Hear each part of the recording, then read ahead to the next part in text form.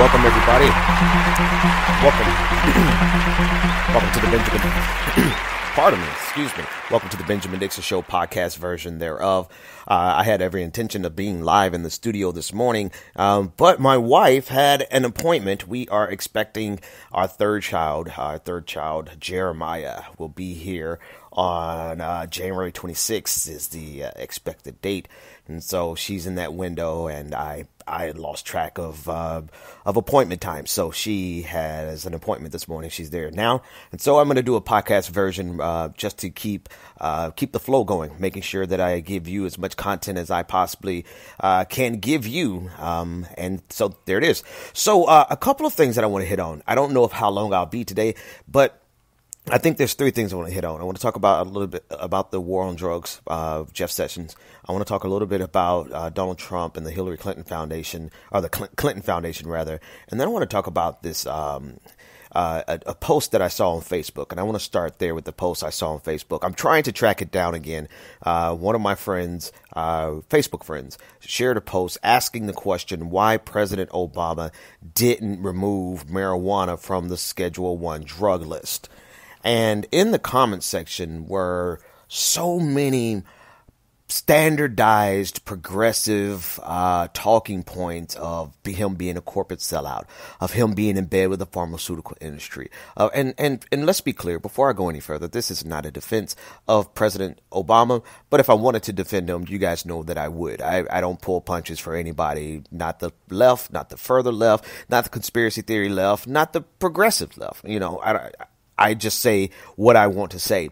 But I want to make sure that it's clear that this is not to defend President Obama in general, because I have plenty of criticisms of President Obama. But one thing I don't do, and what shall not tarry in my presence, is pure ignorance and outrage based on being uninformed. And so as I read all the comments and the replies, the majority of them were comments about him being in bed. He's a corporate shill. He's a corporate sellout. And he's in bed with the pharmaceutical industry. And I even saw people say that he's in bed with the prison industrial complex and he has investments in all of these fallacious accusations against President Obama over a question that was the premise of the question was completely erroneous. The President of the United States does not have the ability to unilaterally remove a drug from the Schedule I list. Schedule I, there is a piece of legislation that determined exactly the process of adding and removing drugs from being Schedule I. Schedule I being the most highly regulated drugs with no medicinal use is pretty much a quick summary of that. And, it really only takes, here's the thing. I'm going to be transparent here. A lot of things that I have to cover, I don't know, not off the top of my head. I know them now after doing this 3 years, and the news cycle is pretty repetitive. I know the names, I know the faces, I know the players, a lot of things I know off the top of my head, but then there's a lot of things that I just don't know off the top of my head, especially if it happened, if it started before I became aware. When I was a kid or something, or before I was born. I say that to say Google is the most useful tool in the universe to keep you from looking like a moron. And it's very important in my industry because I am expected to know everything. I know a lot, but I don't know everything, but I know how to ask a question. And if you know how to ask a question, you can prevent yourself from looking like these people looked this morning as they attacked President Obama because President Obama did not remove marijuana from the Schedule I list. All you had to do was Google it, folks, and you would have discovered that there is a strict process of petitioning of the Drug Enforcement Agency that is mandatory for you to remove a drug from the list. And you would see that people began petitioning this, marijuana be removed from the list back in the 70s. And for 20 some odd years, there was absolutely no progress on it.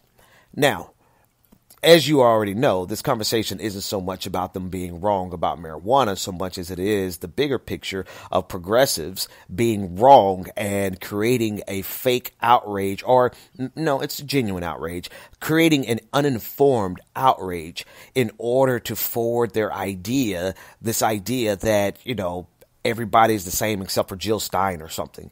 This is just one little data point in the curve that they swear by, that everybody's the same, right? And this data point is completely wrong. And there's been so many times where you see people make assumptions about how the American system works that are wrong, but those assumptions are so good in terms of confirming their biases that they don't care if they're wrong. They don't even bother to check. They don't even bother to Google. I think Googling something should be standard operating procedure before you open your mouth. I think it is. It should be, just make sure that you're using the right word. It only took two people correcting me using words wrong. Actually, it was one person. I was saying, what was the word I was using wrong? So often, exacerbate. I was saying exasperate instead of exacerbate. And I was like, you know what? There's absolutely no reason for me to be incorrect. Now we're going to make mistakes. I'm going to talk fast. I'm going to correct myself on the fly, all those kinds of things. But to just be intentional, just to be uninformed and regularly wrong for the sake of not wanting to type in a question into Google. And to be fair, it's actually worse. It's not that they don't want to type a question into Google. They don't want to find out the truth. They want to exist in that space where they can confirm their bias. And yeah, Ben's punching left. No, I'm punching towards stupid. I punch towards stupid because this really, the post on Facebook is really just an anecdote for this entire, this mindset of looking for anecdotes and data points that will confirm your bias, even if you are completely wrong about the entire thing. You could criticize President Obama on a lot of things, right? You can criticize President Obama on plenty of things. But this actually takes me to the second thing. I might be extremely short today. I want to be efficient with my words. Takes me to the second thing. Why? We're 1 year into the Trump administration, and people have a vested interest in still attacking President Obama and Hillary Clinton. And if you pause and ask yourself the question, why? There's multiple reasons, possible reasons. One could be this idea that the Democratic Party hasn't moved far enough away from Clintonism. I get that, and I pretty much co-sign on that. But when it gets to the point where it becomes an obsession that controls every facet of your political participation, it's no longer about moving the Democratic Party to the left, which it needs to do. It becomes about your obsession. It becomes about your need to make everything a referendum on President Obama. And I think here's the other side of it. People don't like the fact that he has an amazing legacy as far as American imperialistic, capitalistic, caretaker presidents go. Because that's what it is, right? Let's be sure. So people have a problem. Let's just jump to the crux of it, because I'm going to use this to segue over to Hillary Clinton and the Clinton Foundation. People have a problem with the fact that President Obama was the black face, like Cornel West said, of American imperialism. And yet Americans in general don't have a global view. They have a very American-centric view. And this is how they could look at President Obama and say President Obama was an amazing president because they close their eyes to things that happen outside the borders of the United States. Well, that's really endemic. That's really a problem for humans and people in general. We have a very narrow view of issues. We really are only concerned with our own personal issues until there's a point where we become concerned with global issues. There are many steps in between those two points, right? But, you know, it's very frustrating to, I guess, a lot of activists or critics of Obama, because Obama has this legacy of being an amazing president. And I think it's frustrating because they can't seem to break through into the minds of people and help them to see, well, actually, President Obama wasn't a great president because of what he did abroad. And then here comes, little old me and says, this is what America does. This is what American presidents do. I don't care if Jill Stein became president. I don't care if Juma Baraka became president or Bernie Sanders became president. They are going to be caretakers of this capitalistic empire. That's the role of the presidency. Can it change? Perhaps.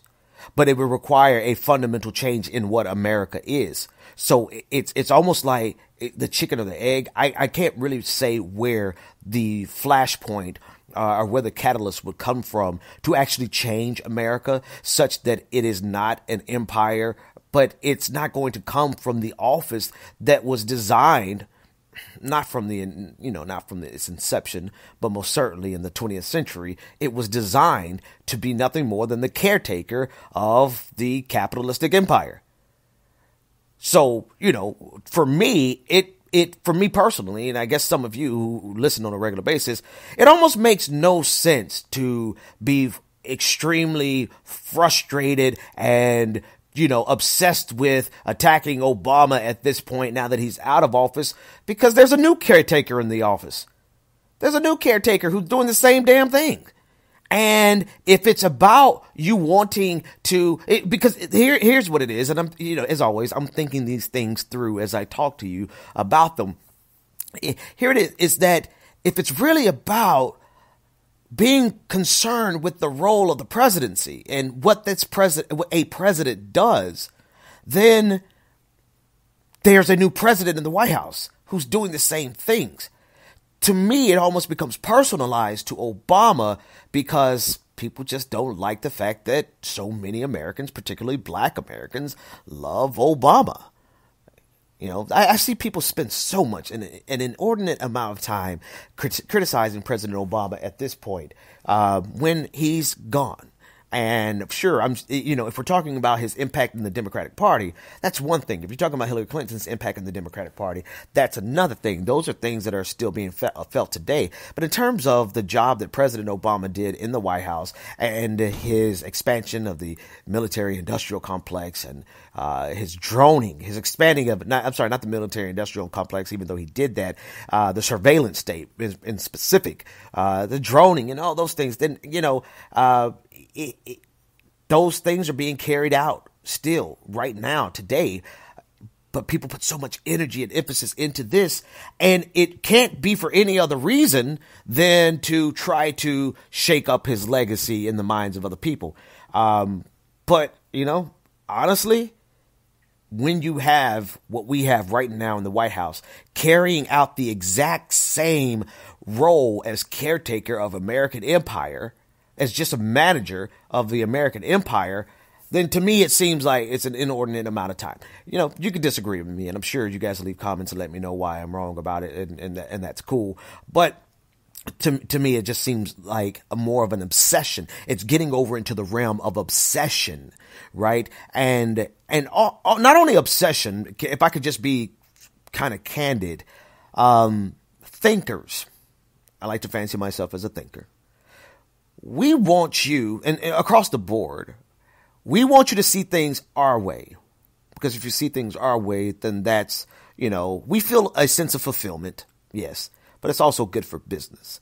And I know there's quite a few people, there's quite a few thinkers out there. If you listen to their technique, you listen to their rhetoric, you listen to their delivery method, you listen to the manner in which they're persistent on a particular topic, and then how they will flip and change positions. It's because they consistently want to be the center of an argument. They want to give you an angle that nobody else is saying. They want to be, it's almost like a contrarian, as contrarianism, right? Where they know that they can have a different take if they are just a contrarian, right? Whatever's out, whatever's being said, then if they're just contrarian, then they're automatically in a unique position, that can get attention. This is kind of a tangent, but to me, I see this a lot in a lot of think pieces. I see this in a lot of commentary. I see a lot of people who would just say things because it's a contrarian position, and they're saying it because they want to continuously keep you. They want your mind, and they know that the best way to do that is to present something that's either just a contrarian position, the opposition for the sake of being opposition, or something that confirms your bias and something that rubs you the right way. I hope you can tell that that's not the business that I'm in. I've never really been in the business of just telling you what I think you want to hear. I'm in the business of saying what I want to say, but it just so happens that what I want to say is really, I want us to think critically. I want us to think critically and go beyond and not have a stopping point to our critical analysis. The stopping point of our critical analysis cannot be our bias. If the stopping point of our critical analysis is our bias, then we are, at the end of the day, no better than the people that we're critiquing. And perhaps I did not weave it together to see how what I just said ties directly to my criticism of progressives who have this knee-jerk criticism of Obama. But perhaps it does. And I hope, not perhaps, but I hope that it does, because I want you to see that when people stop thinking critically, it's generally at where they have a bias.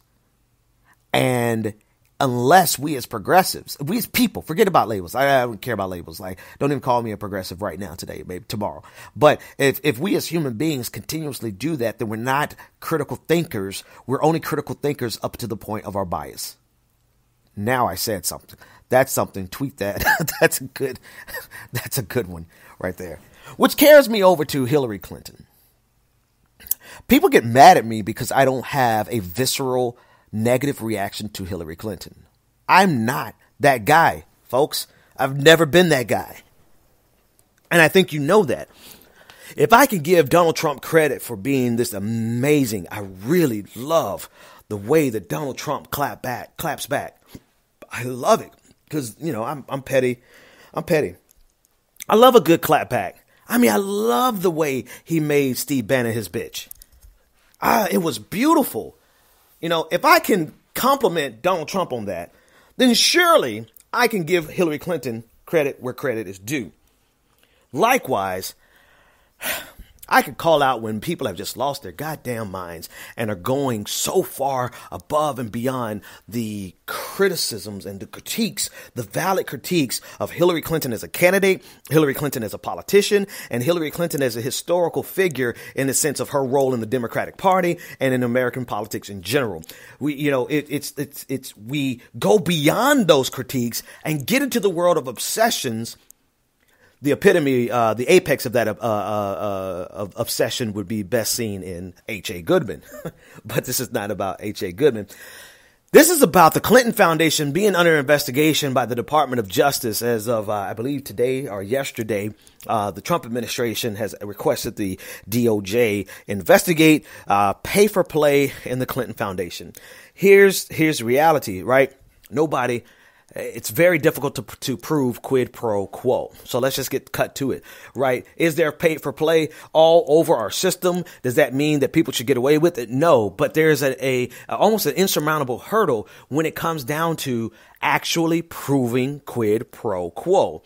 I'm not going to argue right here on the legalities of it. I just want to start with that because we've been here, we've done this, right? We've been here and we've done this. And this is honestly not about the Clinton Foundation and pay for play. But what it is honestly about is people's obsessions with the Clintons. And this obsession with the Clintons goes across ideological lines. There's going to be quite a few progressives who line up and sign up for this. This is what they want. This is what they want more than to get rid of Donald Trump, who's destroying everything he touches. Who's pushing us back to the dark ages. More than getting rid of Donald Trump, man, people are obsessed with Hillary Clinton, and they just got to get her. And this is the most true about Republicans, right? This is exactly the type of wag the dog. This is Donald Trump wagging the dog. He doesn't have to start a war, thankfully. He's going to start one just because of his ego and the size of his nuclear button, but he doesn't have to start a war to galvanize his base. America has an obsession, and I can't wait till they go away. I don't wish for anyone to die, but you know what? This obsession will transcend their deaths. I guarantee you, 20 years from now, they're old, so maybe Bill will be gone by then. If Hillary's still around, whatever, who knows, whatever. But if they're gone, I guarantee you there's still going to be people obsessed with them to the extent that they're going to try to justify addressing the Clintons even after they're dead. And this is another place, I guess this all works together, right? I usually don't see how it connects, but I guess there's a reason my brain picks topics, because this is another example of confirmation bias being the stopping point of critical analysis. It absolutely is. Because if you critically analyze, if you take a look at this, what the Trump administration is trying to do, you realize this is nothing but smoke and mirrors. There's nothing going to come of it. There's been all kinds of investigations into the Clinton Foundation, into Uranium One. There's all kind of inquiries, if not full-blown investigations, and they've turned up nothing because quid pro quo is damn near impossible to prove. If it was possible to prove, then man, lobbyists there would be no lobbyists. It is a hurdle that is intentionally insurmountable, because everybody knows the entire system that we operate in is based on pay for play. Any questions? So that if that being the case, they're chasing after a ghost that they will never catch. They're chasing after a boogeyman that they know damn well is not going to yield any results other than positive news cycles for them, at least for their base. That's what this is all about. Nothing more, nothing less. This is not about getting to the truth of anything. This is about creating inquiries that are going to try to drive the news cycle away from all of the drama that's happening in the the Trump administration. And this is not a revelatory, podcast. I'm not saying anything that you perhaps didn't know, but what I would add to it is that we as I'm about to get out of calling us progressives, but we as people who like to think, we need to be sure to not allow things that aggravate us, people who irritate us, policies that piss us off to be the end of our critical analysis. Another example would be exactly what we were talking about on Tuesday with Iran. Your confirmation bias says that everything that America does is evil on the international stage, right? And generally that's where leftists, we end our analysis. But that shorthand becomes a crutch that distorts our ability to view current events through an objective lens. Bottom line, if your shorthand is everything America does on the international stage is evil, then anytime America is on the side of two belligerents, takes one side of two belligerents, then you're going to always take the opposition. You're going to always find yourself trying to justify your bias that everything that America does on the international stage is evil. And this is how you find yourself in an awkward position of being on the opposite side of people rebelling against a theocratic, dictatorship is not accurate, but that's all I have right now. Speaking of the Iranian Revolution, the supreme leader, Ayatollah, You find yourself on the unique side of, and then you have to make these nice sounding declarations of, it's both possible for me to criticize the rebels, which they're not. I'm just using that as shorthand because, that's generally where these things go. It's simultaneously possible for me to criticize the Ayatollah as well as the rebels. Well, the revolution over there, or the protests, because that's all it is right now. The protesters over there would tell you to kiss their ass. Because, truthfully, if you have to contort yourself, here it is, and I guess I will leave it alone here. If you have to contort yourself, then you really are. I don't want to make a false statement just because it sounds good. Let me slow down. Let me rethink this statement. Sometimes you may have to twist yourself into an uncomfortable position because that's where critical thought and objectivity took you. All right. I will not pretend that that's not the truth, because that is the truth. Sometimes you have to look as though you have contorted yourself and put yourself in an awkward position because you're being objective about a situation. That is true. But if we're going to put ourselves in those types of situations, let's make sure that we're doing it based on the facts, based on truly being objective, and not based on ending our critical analysis where our confirmation bias exists. All right. I hope that makes sense. Okay. I also said I wanted to talk about Jeff Sessions and his war on drugs. I think it's really. I said a lot about this on the afternoon show, Like It or Not, which is lit, by the way. Can I just say something? Can I take an aside? I'm going to always do the Benjamin Dixon show because there's things that I do here on this show that I'm not allowed to do anywhere else. Not because someone is telling me what I can and cannot do, but because, when we made Like It or Not, we created it to be something unique, right? And so I can't get on that show and just have these long trains of thoughts and figure it out as we go. And as we figure it out, we actually come up with something that's pretty damn good, right?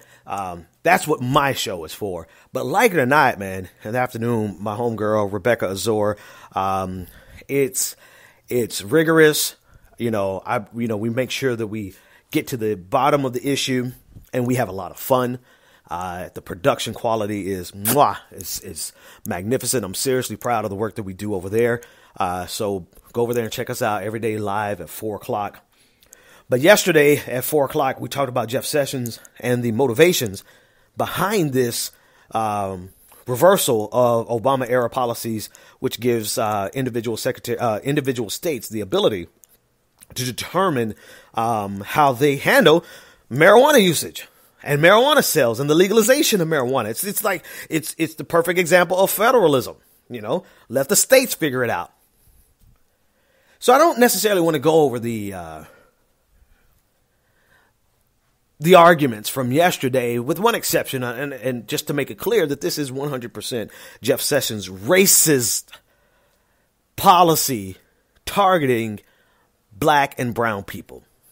And if white people get caught up in the dragnet, then that's fine. He doesn't care, because good people don't smoke weed. Oh, I'm sorry, he doesn't call it weed. He calls it marijuana. But I think it's really time for everybody who smokes weed, even if you don't smoke.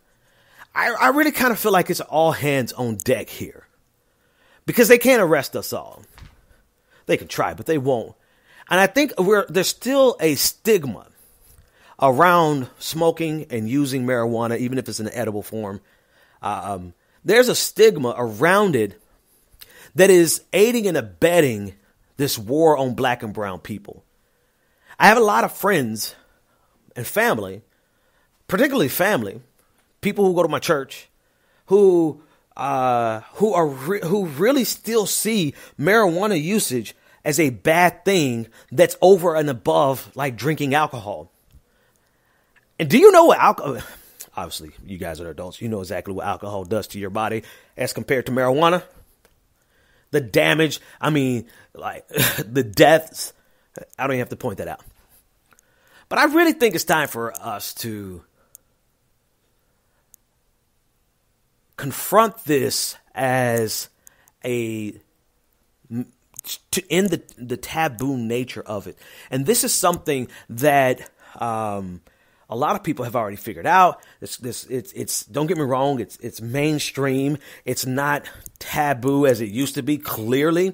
But there are some lingering vestiges of this being taboo that I think would help move the ball a little bit further, right? It shouldn't be a big deal for me to say that I smoke weed, right? It's not for the majority of my audience, but for some of my audience, they're going to be like, oh, Ben, you smoke weed? Well, I don't in Georgia, only because I don't have time for these cops down here. These cops down here will arrest you because they suspect that you smoke weed. Check out the feature that my co-anchor Rebecca did yesterday on an investigation by a local news station here that shows you that locally here in Atlanta, you could be arrested on the suspicion of marijuana, even if you don't have any in your body. So, but that's besides the point. The point is that if any of you in my audience have any reservations about marijuana use, you can help move the ball forward by confronting those reservations with facts and then openly speaking about it with people who do smoke weed. You actually can help the conversation by smoking or eating an edible. Let's just be real. Like, that's honestly the way that we can move this forward, because the only way that Jeff Sessions is going to get away with this, besides having the power of the Department of Justice, which is huge. I'm not downplaying that. But if the stigma is completely reversed and we see marijuana like we see alcohol, this is a matter of public opinion still. Like, and I know people are going to show me polls. Public opinion is going in the right direction. People have an overwhelmingly positive view of marijuana at this point. I get it, but there's still pockets of people who believe that it is bad. And I think we have to get beyond that.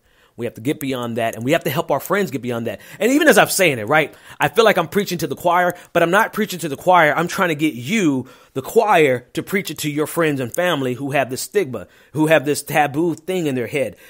So, I know you get it, but what I'm trying to say is help your friends get it. Help your mother get it.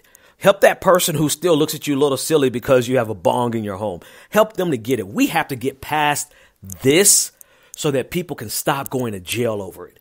And I think we may not have the power in the Department of Justice with the Attorney General now. We do not have the power. But what we do have the power to do is to use this moment as an opportunity to reverse and end the stigma with regard to marijuana, so that when you see somebody just smoking a blunt, it's no different than you seeing somebody drinking a glass of wine. Folks, have a wonderful weekend. It's always great talking with you. I will see you Monday.